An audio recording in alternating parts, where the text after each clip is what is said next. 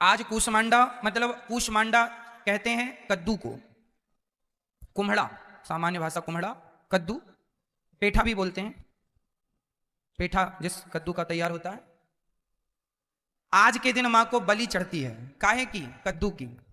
हमारी मां को, उनको कद्दू पसंद है, कद्दू चढ़ना, तो लोगों ने उसकी परिभाषा ही बदल दी। आज मां को लोग कद्दू ना चढ़ा के बकरा चढ़ाते हैं। उनको लगता है बलि का अर्थ यह है कि बकरा काटो, ये बलि नहीं है।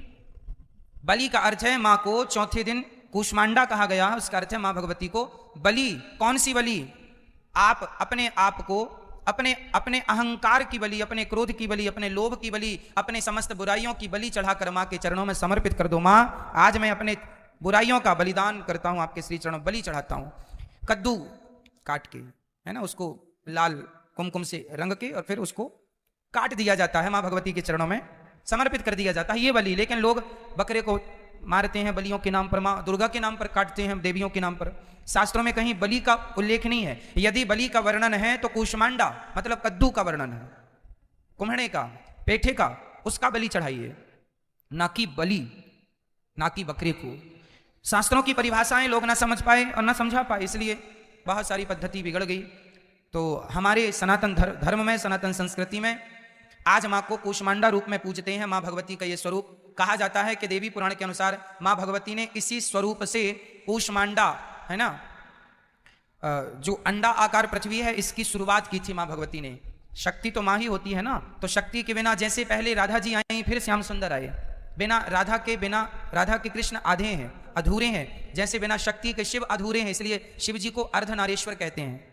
भगवान शिव को आपने देखा होगा, आधा पुरुष आधा स्त्री, और हर पुरुष जो शादीशुदा है, जो गृहस्थ है, हर पुरुष हर अर्धनारीश्वर ही होता है।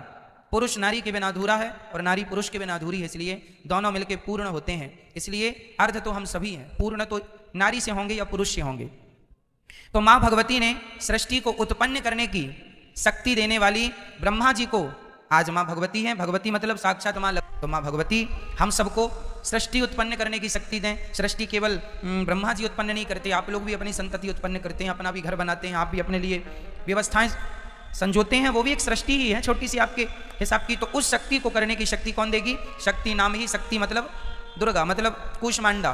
तो मां भगवती जिनकी शक्ति से हम ये संसार को आगे बढ़ाएं, वो शक्ति है भगवती, है मां लक्ष्मी। आप कूष्मांडा बनके हमें वो शक्ति प्रदान करें जिससे हम संसार को आगे बढ़ाएं, हम अपनी संतति को आगे बढ़ाएं। इसलिए कूष्मांडा स्वरूप का आज पूजन होता है। मां लक्ष्मी ही 9 देवियों में जानी जाती हैं, वही लक्ष्मी को कूष्मांडा कहते हैं, ब्रह्मचारिणी कहते हैं। वही है, एक ही तत्व है इस धरती पर, लक्ष्मी तत्व। वही लक्ष्मी दुर्गा है, शक्ति है। जितनी भी देवियां हैं सब लक्ष्मी स्वरूपा हैं, आप भी लक्ष्मी स्वरूपा ही मानी जाओगी। चलिए, तो ये माँ का परिचय है। तो आपकी परंपराओं में यदि पूर्वजों ने अंडा बलि चढ़ाने की कोई परंपरा हो गंदी गलत, तो कृपया इसे इसी वर्ष से खत्म कर दीजिएगा। हमारी माँ हमारे वेद अहिंसा ही परमो धर्म की बात करते हैं। हमारे यहाँ किसी की हत्या नहीं की जाती। आज मुझे कोई भाई ने कागज में लिख कर दिया कि महाराज जी, हमारे यहाँ जब किसी बच्चे का जन्म होता है तो 12वें दिन, और कोई मर जाता है तो 13वें दिन मछली चावल खाने की परंपरा बनाए हैं। 13 में मछली चावल खाते हैं। आप में से किसी के यहाँ ये परंपरा है क्या? तो मछली और चावल आपके यहाँ है? आपके यहाँ मछली चावल खाते हैं? अच्छा, तो मछली चावल खाने की